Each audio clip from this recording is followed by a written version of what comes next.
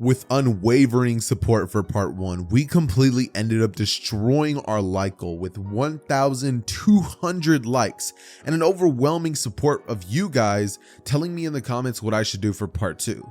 And it looks like most of you guys actually want me to give Bakugo his quirk back, so we're going to be handling that as well as some other unopened can of mysteries that I left behind on part 1. This episode is going to be filled with answering a bunch of questions and getting through with a lot of the things that are potentially going to be stuck in your mind. Anything that you guys are like, okay, so what about that? We're pretty much going to be tying every loose end and maybe seeing a cool little battle between Izuku and a couple of his father's goons, if that makes sense. That said though, ladies and gentlemen, if you guys go on to enjoy the video, then definitely make sure to smash the like button, seeing as today's like goal is actually going to be, let's go for 500 likes. If we smash 500 likes, then I'll definitely be dropping part 3. And then after that, it'll probably be 500 likes again. But with all that out of the way, enjoy. Hey Ross, sauce it up.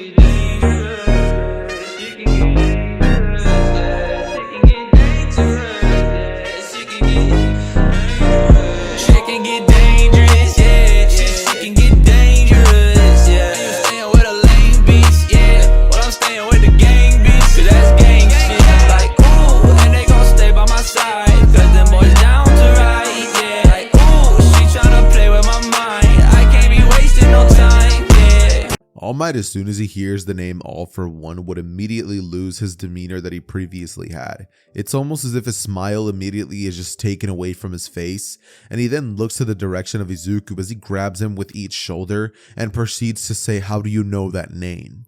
Izuku would look to the direction of All Might and say, "Just trust me, All Might. I need to talk to you in private." Following this, All Might says, "I don't know what this is, but I need you to tell me everything you know concerning that man." As from here, he proceeds to take Izuku to a room where All Might and Izuku can have a private conversation, right? And they go to All Might's office, where immediately All Might would sit down and look out the window as he says, "I haven't heard that name in years. And the last time that I saw him, well, it's been even longer." But he would then turn towards the direction of Izuku and say, "Now, tell me, what do you need to talk to me regarding that man?"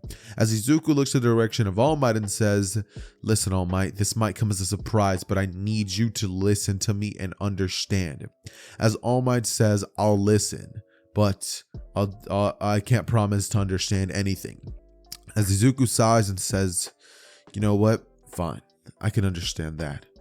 Look, All Might, I'm the son of All for One." And immediately All Might looks to the direction of Izuku and says, "He had a son?" And then he would immediately get on guard, like just looking at him saying, "What are you here for and what are your intentions?" And Izuku would say, "Calm down, All Might. I'm on your side. I hate that man. He ruined my entire childhood." He would then look at All Might, as All Might would like look at him and sit down with his guard all the way up, right? And Izuku would just say, "Look, All Might, this is how everything played out. All I know is that a couple of years ago, I'm presuming before your incident with All for One, that my father ended up meeting my mother and having me. Following that, a couple years later, 4 to be exact, as soon as I was born, I ended up discovering that I inherited the quirk All for One. However, because I inherited it through the process of having another kid, I actually ended up having a stronger version than even my father's. However, as things currently stand, he is still a much better user and has much better quirks under his disposal than I do. I think all he wants truly is to use me as a means to an end. He simply wants me to be right there with him so that his reign could never be questioned. But I don't believe in that, All Might. I never have, I never will. I believe in the hero society, and I have ever since I've been a little kid. You've always been my idol, All Might. I've always thought of you as some sort of god, and looking at you now in person, I can tell I wasn't wrong for thinking that. You truly are the one and only #1 hero of Japan." But following this, All Might would say, "So you're the son of All for One.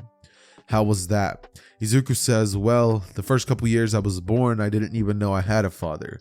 I mean, of course, I knew I had one, but he was never around. He disappeared long after meeting my mother and conceiving me. And once I turned 4 years old and went to the quirk doctor, I ended up meeting a doctor which actually seems to be working alongside All for One. This doctor ended up actually telling him about my existence and my quirk, and from here my father was able to deduce that I was actually born from that night he had with my mother.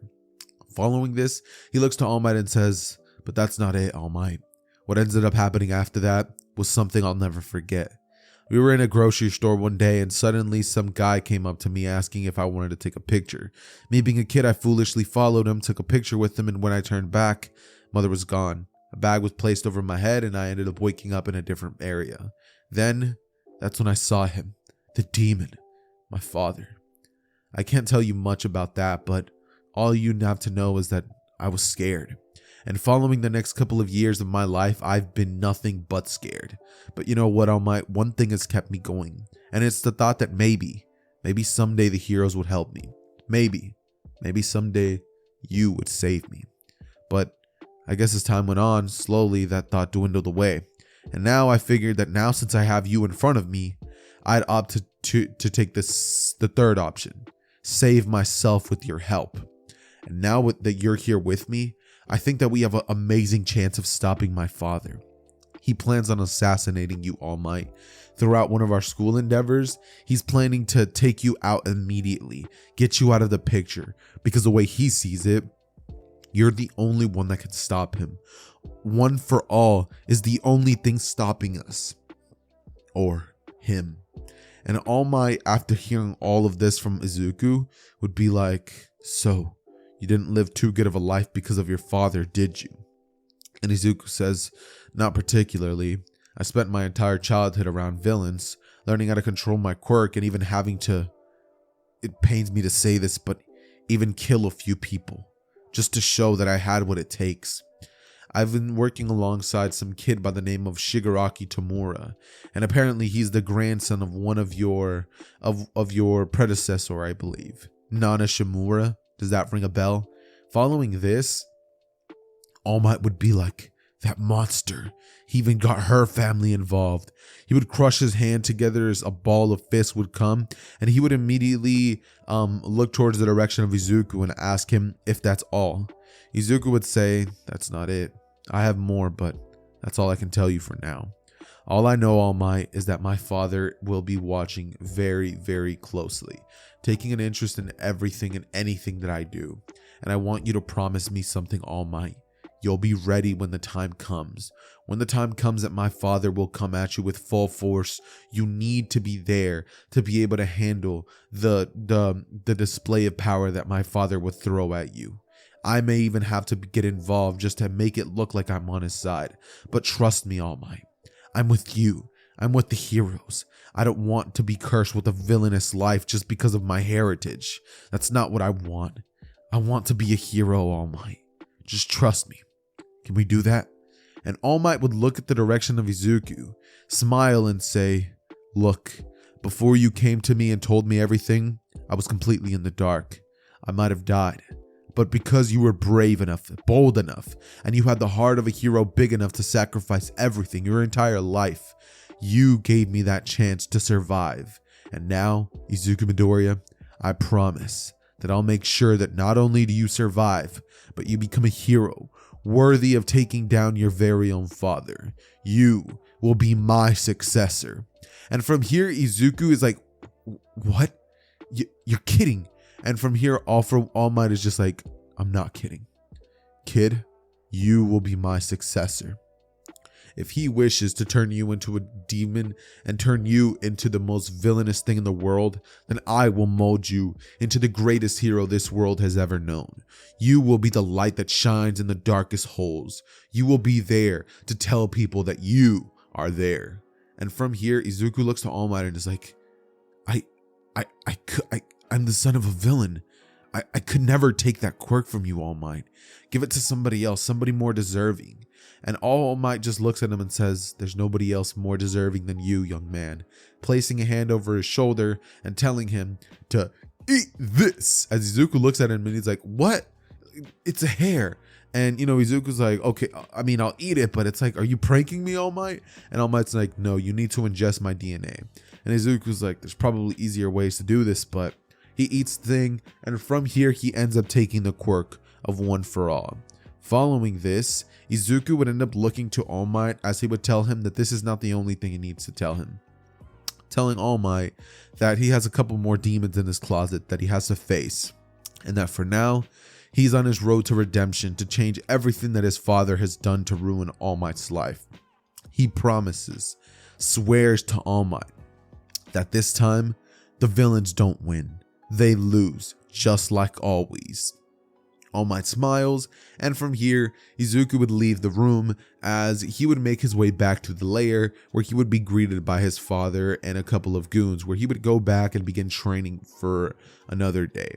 The next day would arrive, and on this day would definitely be taking place the heroes versus villains incident, right? Now, on this day, what would end up happening is Izuku walks into class and nothing really out of the ordinary happens until All Might ends up busting through the door being like, I am here, coming through the door like a normal person, right? All Might just comes in and immediately we just pretty much have All Might and Izuku just kind of like nodding at each other. As following this, All Might proceeds to teach his lesson of the day, and everybody just gets paired up into teams. Now, Izuku this time around is actually going to be getting paired up with Uraraka, and he's actually going to be having to face off against Ida and Bakugo himself, right? Now, Izuku, once he heard that he's going to be having to face off against Bakugo, would just be thinking to himself that he could not bring himself to take more away from Bakugo than he already has. He already stole his quirk. What else could Izuku even take from him at this point, right? But Izuku nonetheless gets into his position and would immediately begin searching for the bomb alongside Uraraka. Now, both of them begin to do so, and as this is happening, Ida and Bakugo would remain in the bomb room just waiting for their arrival. Immediately, Izuku and Uraraka would arrive to the door as Izuku busts it open and immediately comes shooting in with explosions, right? And, seeing this, Bakugo jumps out of the way as Ida grabs the bomb and moves its location. Uraraka would look to the direction of Bakugo as Izuku would tell her that all she has to do to win is touch him one time, make him float, and there's no way he'll be able to take us out. And from here, Uraraka's like, right, I can handle it, as she would rush in at the direction of Bakugo, and Bakugo just jumps over her. He's like, nope, kicking her right on the head as he does so, as he would then get into a martial arts like fighting position, and as she comes in and tries to touch him, Bakugo would pretty much make her look silly, make her look like a fool. He begins to dodge each and every single one of her attacks, and he's making her look like she's never fought a day in her life, like she's just like looking foolish out there.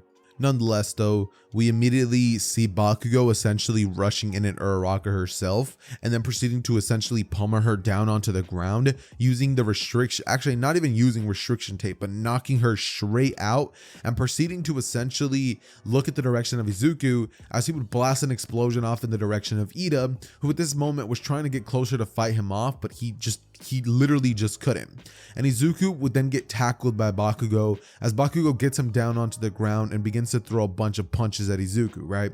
Izuku shoots an explosion at Bakugo, which would send him back hurtling flying, and Ida would come in with a reciprocal burst kick, trying to hit at Izuku's vital side, like he's trying to hit him like basically where his rib cage at. Now, the blow would be successful and Izuku would be sent flying at the wall as, right now he would just like pretty much crash and just, like it hurts, right?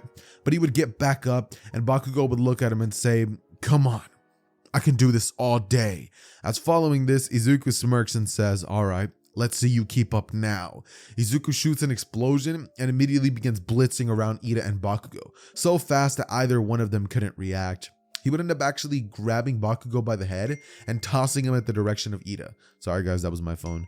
And, tossing him at oh my God, I need to put this on silence. There we go, we're good. But he would grab Bakugo, right? And the way that I wanted to pick this for you guys to like genuinely get a cool idea of what happens is Izuku grabs Bakugo by the head, right? And then he grabs Ida and just boom with an explosion at both of their heads. Just bam, he like slams them both together, almost as if he was gonna slam his own hands together and just explode, but he makes their heads hit and then boom, explosion, as both of them get pretty much taken out immediately. And Izuku would go towards the bomb as he places one hand on it and immediately begins to be told that he is the winner by All Might, right? And once this happens, Izuku would smile as he says, huh, looks like that wasn't too hard. And, you know, following this, we pretty much would end up getting a really, really cool scene where Izuku's told that he's the winner, and All Might would smirk at Izuku, you know, being like, you did good out there, kid. And Izuku says, yeah, but at this moment, he's kind of preoccupied. That's why they were even able to land punches on him at all. Like, that's why Izuku is fighting in a sloppy manner.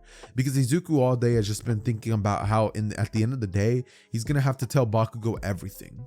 And what better way to do this than to tell Bakugo right after school, right? Izuku asks All Might if he could borrow the classroom when everything's done. And All Might would say, sure, he doesn't see why not.